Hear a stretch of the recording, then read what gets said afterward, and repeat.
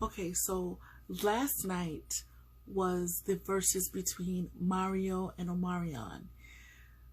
I say last night, but really last night to this morning. That's how long it was.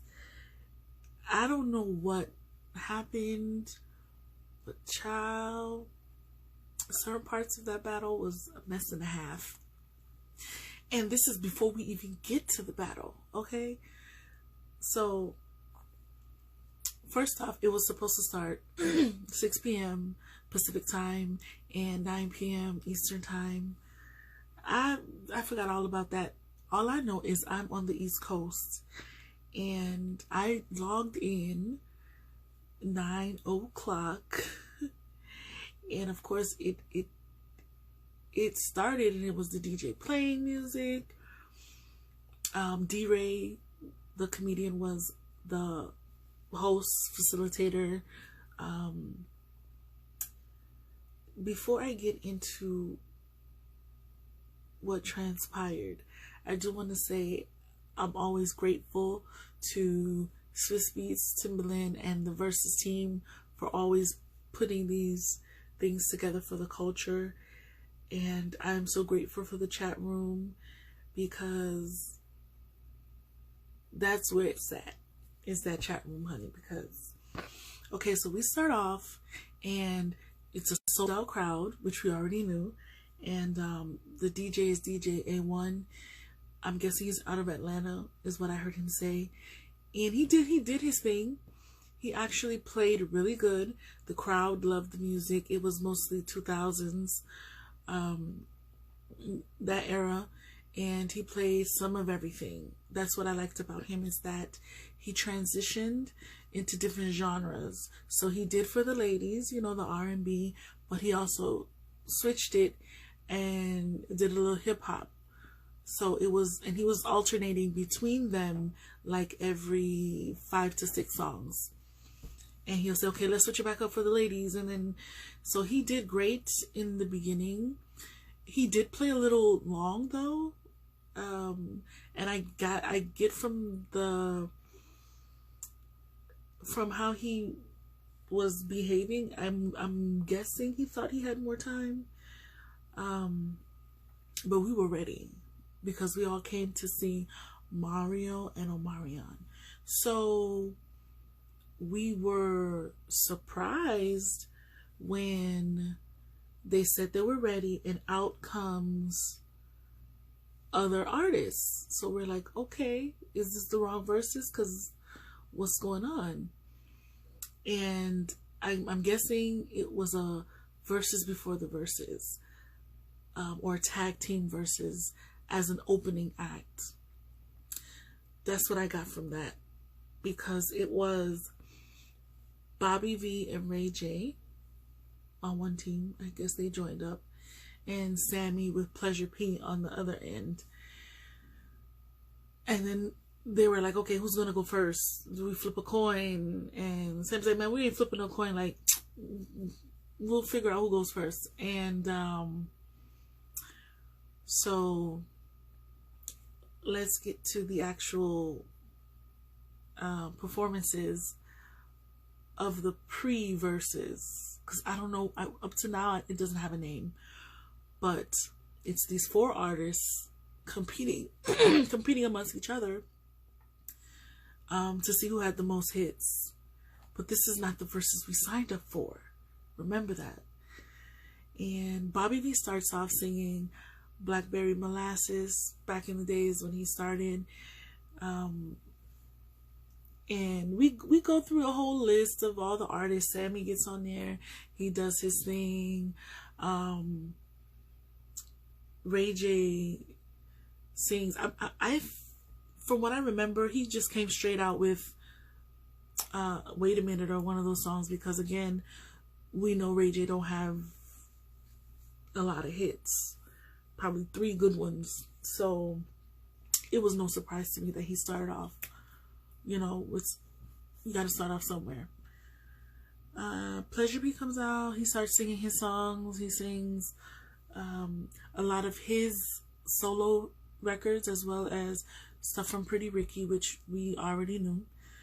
And you know, they did all right. I think the issue is, in the beginning, it's usually songs that we really don't know, that were kind of under the radar to get started. Nobody wants to start off with their heavy hitters. And considering that this is already taking too long and is dragged out, didn't mesh well. Because think about it. People on the East Coast have been up all day. It's 9 p.m. And by the time you bring out this pre-verses, it's nearly 11 o'clock. So it's like, okay, so when is this verse starting? Are we going to midnight? Are we going past midnight? So they get on there. So that means the DJ played for a long time. So now they come out and they're playing for a long time. And it's never ending. Just when you think one person is done, they come out with some unknown song that... And I think the funniest part about it all was the fact that they were talking mad ish about each other. Like, they were really throwing shade. And that was the highlight, is the shade that they were throwing. It was so personal. And at one point, I'm thinking, okay, they're going to fight. Somebody gonna fight. Somebody gonna fight somebody. Because they were throwing shade at each other.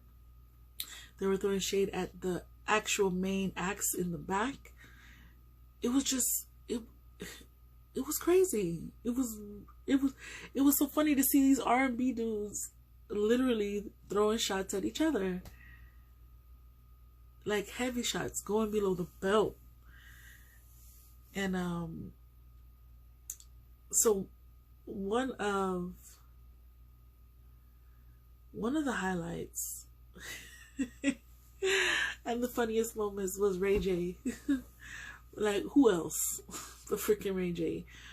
Because throughout the pre-battle, they were clowning Ray J about his song One Wish and his singing abilities, or lack thereof, according to them. So they were like mimicking him singing One Wish, and you could tell he was a little hurt by it. But it was so funny because it was so true. Anyway, but you couldn't tell Brandy that, because Brandy was there on the side of the stage cheering her brother on, taking videos. She was so cute, poor baby. But she was, you know, Brandy, she's gonna come through for her brother. So she was like the only person like cheering Ray J on. And so he was doing everything in his power not to sing One Wish until the very end.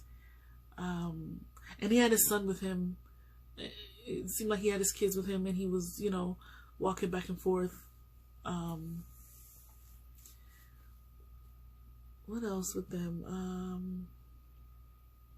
Sammy brought out Tank. Well, he didn't bring out Tank. Let me rephrase that. He sang a Tank record to let us know that he wrote Last Breath, which I knew already, but a lot of people don't know that he wrote the song Last Breath for Tank. So he wanted to shove that in their faces.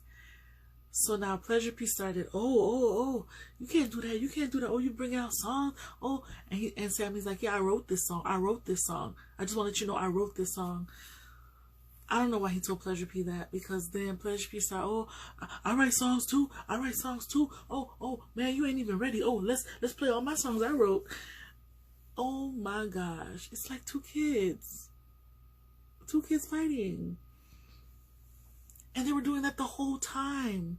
The whole time they're throwing shade. They're like, oh, well, I can sing this better. Oh, well, I do this better. And it was just so hilarious. Because first of all, nobody is checking for none of y'all, because we're not here for y'all. Y'all names are not on the flyer. Like, what is going on? Then it started to get worse, because they started to throw jabs saying how, we're the real hit makers, or the real people who have actual hits, and we deserve this Verzuz. We should be on Verzuz. How come y'all didn't contact us? We needed to be on Verzuz. These people don't deserve no Verzuz, and they don't have hits like me. And oh my God, the male egos were just excessive on high, just loud and wrong for no reason. And this was, of course, mostly from, from what I've seen, mostly from Pleasure P. Ray J, he gonna be Ray J, but Pleasure P was I was very surprised. Well, not surprised, because he is a little dramatic, but he was just really extra. I don't know if it was the red cup syndrome, the little, that liquid courage, and they were drinking, honey. Everybody was drinking. The stage was packed with like entourages and dancers out of nowhere, shaking their butts, being all, and it was just unnecessary chaos. If you looked at the stage, like, I don't know about anybody else, but when I was watching, I looked at the whole stage as a whole, and it was unnecessary chaos, because with so many people, you didn't know what their purpose was. What are you on there to do? Like, why are you crowding up the stage on the sides? And then it wasn't as bad as the New York Verzuz, but it was too much for the R&B vibe, because it's not necessary to have entourages when you're an R&B dude. Like, why? Like, what's gonna happen? What? So it was very odd. And then the entourages were having their own little conversations, and you're just watching them socialize while music is playing, and you're like, okay, do y'all even know a battle's going on? So that was a little bothersome for me. And again, Pleasure P kept throwing out the jabs, and it looked like they didn't want to leave. It looked like everybody was telling them, get off the stage, we're about to start. Get off the stage, we're about to start. And you keep hearing them say, okay, this is the last one, and we out. And they would sing, and then somebody else, oh, well, it's my turn now. And the person would start singing, and it was never ending. And then it was crazy. It was a real ish show.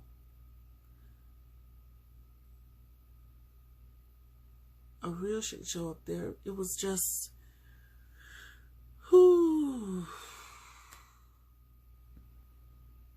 I could imagine people who are like in other countries who tune in and have no idea who any of these people are. Like, but it was entertaining. I will say that. It was entertaining, but it was too drawn out, was the problem. Because people were tired. People were ready to go to sleep. We're almost at midnight. We passed at midnight, and we don't see Mario or Omarion. So there's people who have been there for over 3 hours, just standing up, singing everybody else's song, except who they came to see. Why is that the case? And the sound was all over the place. Honestly, the sound was all over the place. Most of the artists that were up there in the pre-battle, they were talking shit, but really and truly, they didn't sound good either vocally on the mics. Like, none of them. I don't know if it was the sound that was the problem, because then later on, Omarion had problems with his sound and hearing things. The only person who sounded good, in my opinion, was the first DJ A1, and Mario. Those are only two people whose equipment seemed like it was working properly. Then they brought back the DJ, and then the second time he came back on, he didn't do good like the first time. I don't know what happened, but it wasn't working. And so everyone started complaining. Finally, let's get to the part with the main part of the night was before the actual real Verzuz. with these 4 artists. Ray J finally sings One Wish. He finally gets to sing One Wish. And it wasn't good. It was not good. What did y'all expect? They were already making fun of his vocal abilities with the final track, which has been mastered and has been worked on. So why are you expecting this man to sound any good live? Was beyond me. So of course everybody starts laughing again, making fun of him, that he doesn't sound good.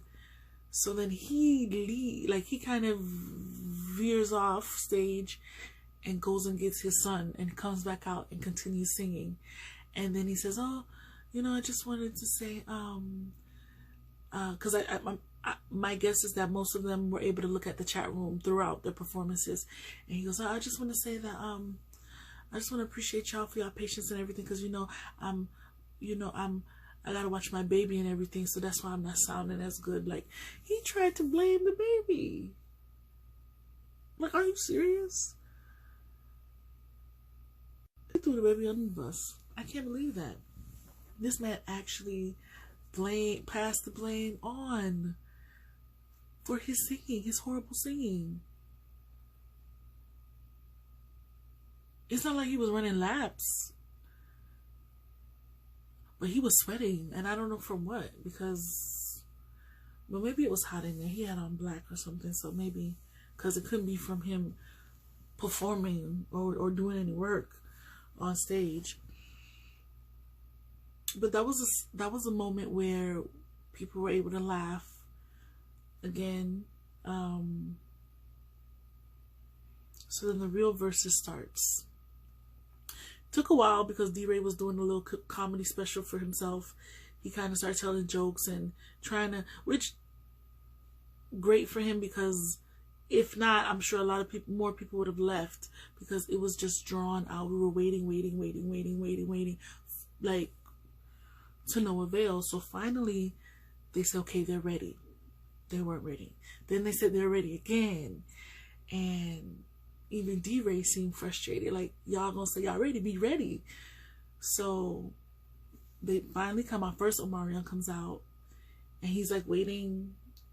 He's chill, because his brother had came out first and set up, by the DJ booth. And Omarion came shortly after and just stood there calm. And the chat room was talking about like how he was dressed. I guess his jacket was very loud. So Mario comes out, and they both have on their shades. They're both, So they come out, and already they start talking crap again. They start talking, I would say more crap was coming from Mario than Omarion's side, because he's unbothered, he's chill, he's doing his own thing. But he was handling himself still. He was letting him know, hey, ain't gonna be none of that over here. Plus, Mario is East Coast and Omarion is West Coast, LA versus Baltimore type of thing. So they start. And I'm gonna say, this is my personal opinion. I think we need to revisit what Verzuz is supposed to be about. Because from my understanding, in its original concept, Verzuz is like head to head, 2 artists going against hit to hit, right? One hit versus another hit. So we all know that when it comes to dancing, Omarion is great at dancing. We know this. This is a fact. We know he's great at dancing. That's what we see him do that all the time. We know this. We don't see Mario dance. We know he's not a dancing person. This is a fact. we know vocally Mario is a vocal powerhouse. He's great with his vocals. Mario could sing the damn alphabet. Okay? He could sing the alphabet with a hoarse voice. We know this. Omarion can sing too, but when you compare the two, we know who's the better singer vocally. Which is why I thought it was a hit for hit, because this is not American Idol. This is not, oh, let's see who's the best singer. We already know this. We know who's the best singer. We know who's the best dancer. We came in understanding that. So why are we still saying, oh my God, he sings so much better. Oh, he won because he sang better. He won because he sound better. To me, that doesn't make sense. Because we know this. This is not what the Verzuz is about. And so when we start the Verzuz, you know, they first start singing. And to me, they start singing songs that, of course, nobody want to hear. But I will be honest and say, the problem is Omarion sang songs that people knew, that played on the radio, but he didn't sound good at the time, especially in the beginning. Mario was singing outside of his songs that we know, which is, I would probably say 7 good songs that we know of Mario's that has played on the radio, that is a certified hit, and all those things. Outside of that, Mario sang a lot of songs that people don't know or don't recognize. That's not recognized by a large group of people.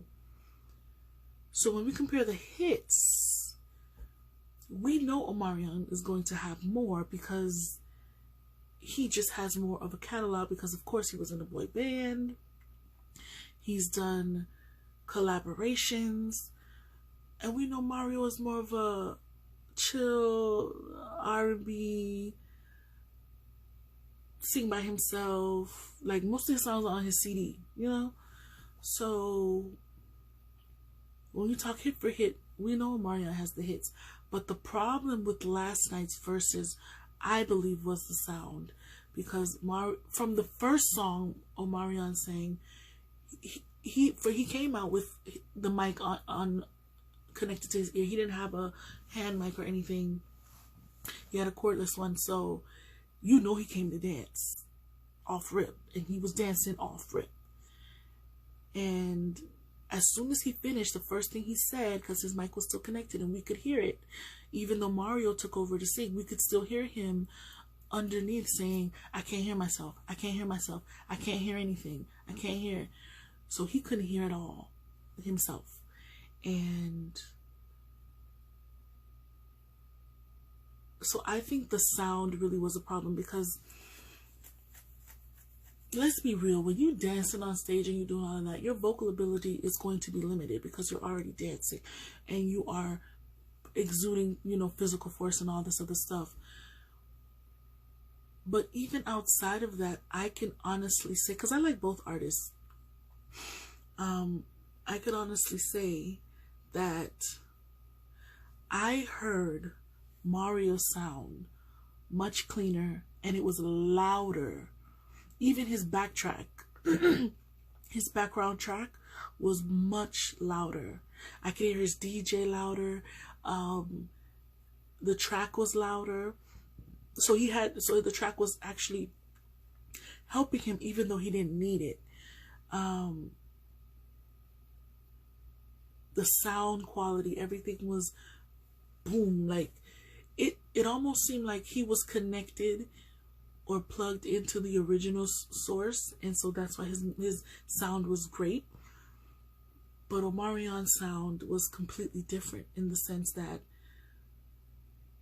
it was more raw. There was no, you couldn't hear any tracks in the back. You just saw him dancing and you heard his voice like straight, Like it didn't even sound like he was really singing on the mic, to be honest. That's how low it was.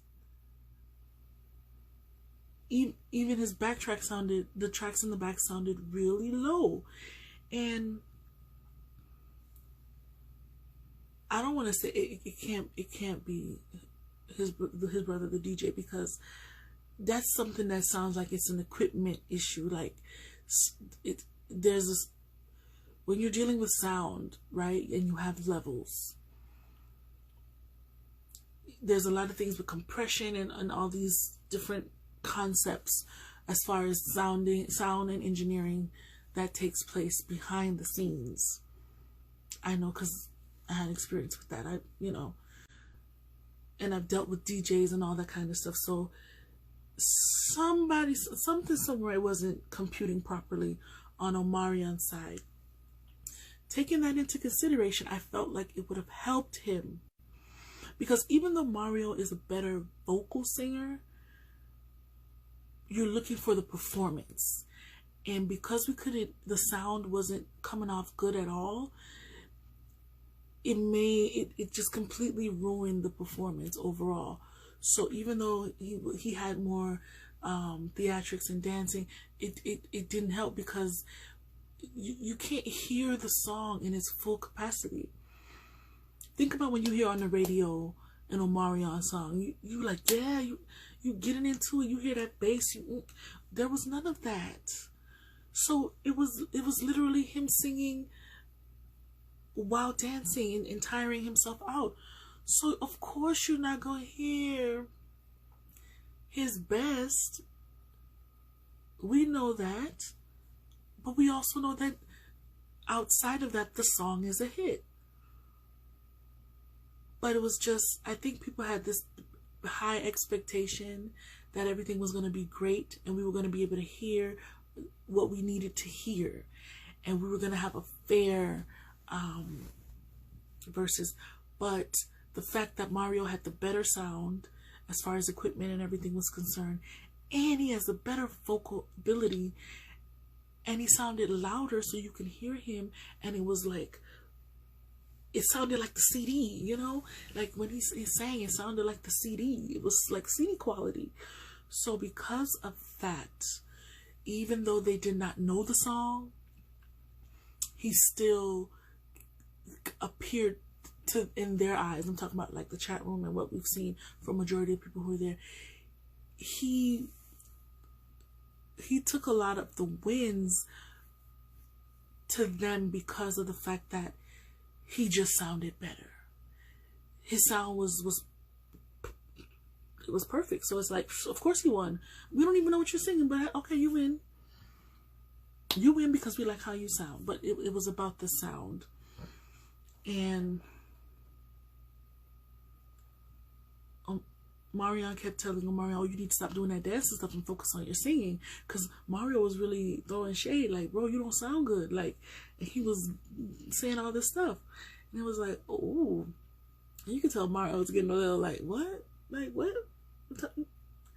But he still kept it chill. You know, he didn't get out of character. But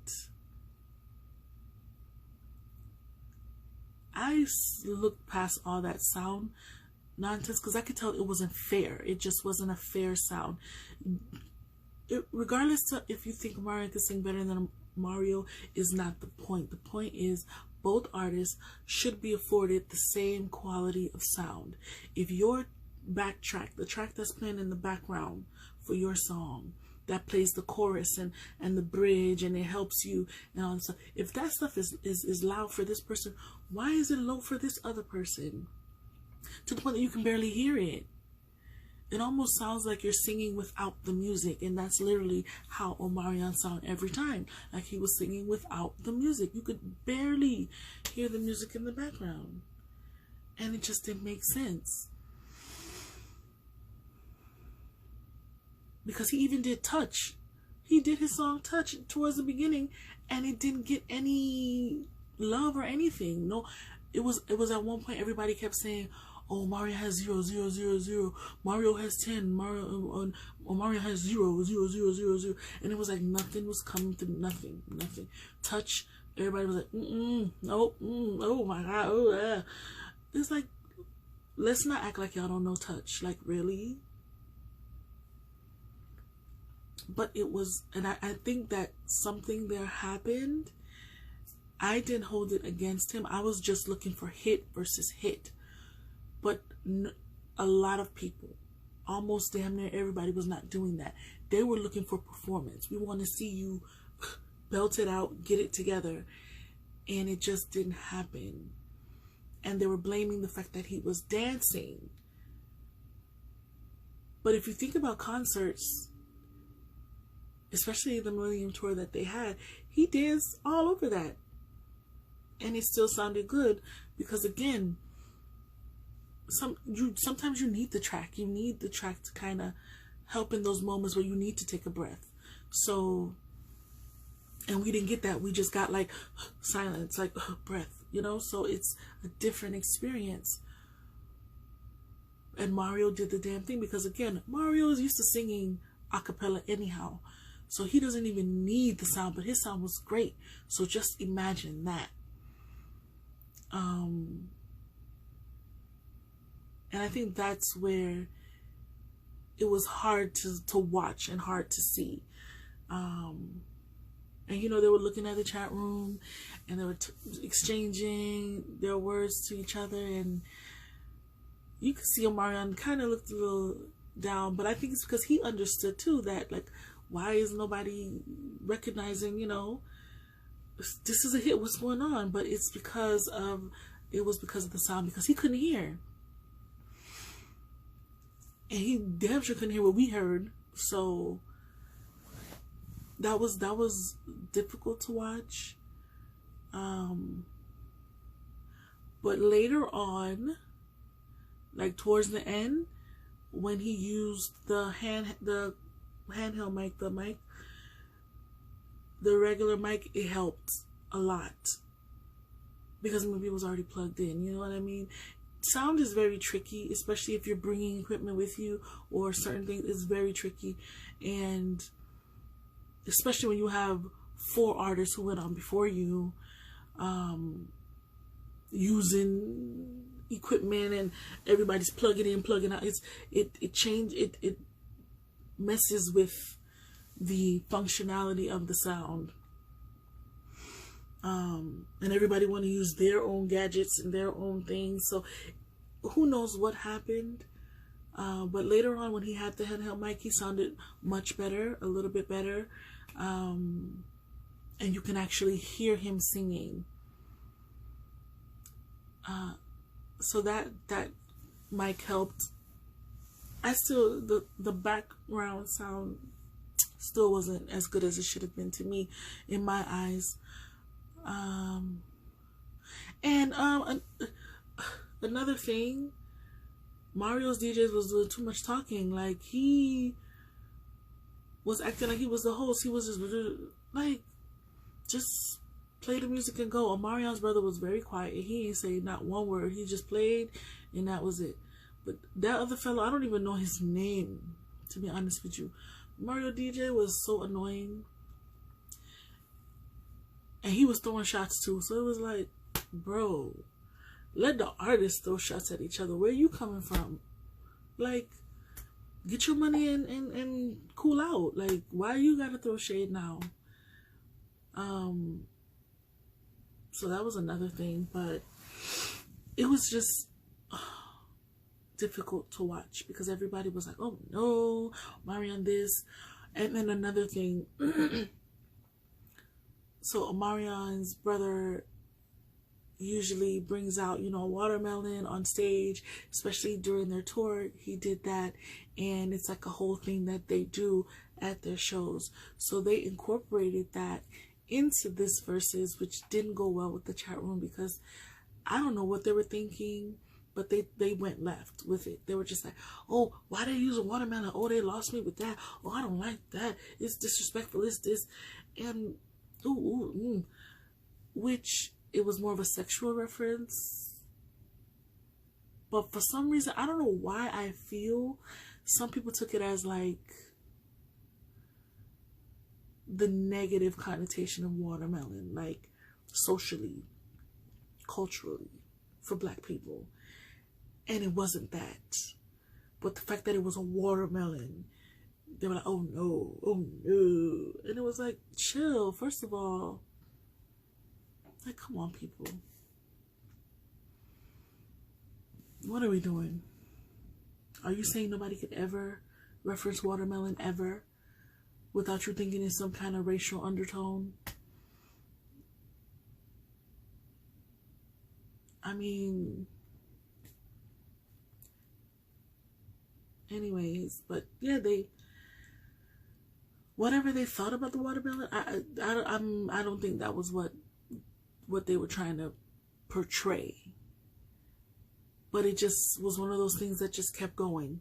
You know how in chat rooms, once somebody gets started, it spirals. And it just, to the point that at the end of everything, they were referring to Omarion as Omelon throughout the rest of the chat. Once that watermelon came on stage, Omarion was Omelon. And that was it. End of story. They're always trying to rename him. It's like they want him Omicron and variant. Now they want to say Omelon. Damn. Like, but it had its highlights for me because, again, I am fans of both. I may sound like I'm more favorable for Omarion, but that's not the case. It's just that I look at numbers. I know how much is in this person's catalog, how much is in this person's catalog, and it's clear as day. This person has X amount of hits. This one has less. Yes, you sound better, but let's tally, you know, hit for hit. So, but overall, the consensus is that Mario was won by a landslide because he just sounded better. He could have sang anything and it sounded good. He even sang a Keith Sweat song that I guess he redid. I didn't even know he covered that. And I think it's The Right and the Wrong Way. He sang that and they were like, oh yeah, okay, he won. It's like, how can he win for a song that's not his? Where they do that at? And then he was, and then another thing that people mentioned was that, oh, Mario singing B2K songs. Or what else you want? Oh, those are not your songs. The brother man sang 90% of the records. He was the lead singer. Like, what are we missing here? Didn't Pleasure P just come on there and sing a bunch of Pretty Ricky songs? Like, why are we acting as if this is the first time a solo artist who was in a group is not singing the group song? Like, we even have rappers who did verses and they were actually showing their features, not really. So why is he not able to sing B2K songs or songs he did with Bow Wow? That should be expected. But yeah, it was something. But later on, afterwards, Omarion started singing his more popular songs, and I think if he had came out the gate, because he has enough popular songs that he could have just started from the beginning singing these popular songs to make up for the sound issue, I think it would have been more easier to see, easier to watch. But because it's already probably pre-planned, you probably got your list already, and you have your order, and you don't expect not to be able to hear the sound. So, but he did clarify that at the end that he couldn't hear. So whether people believe it or not, it didn't matter to them, because at that point they were just tired and done. Because we're talking about after 1 o'clock now, so it was just like,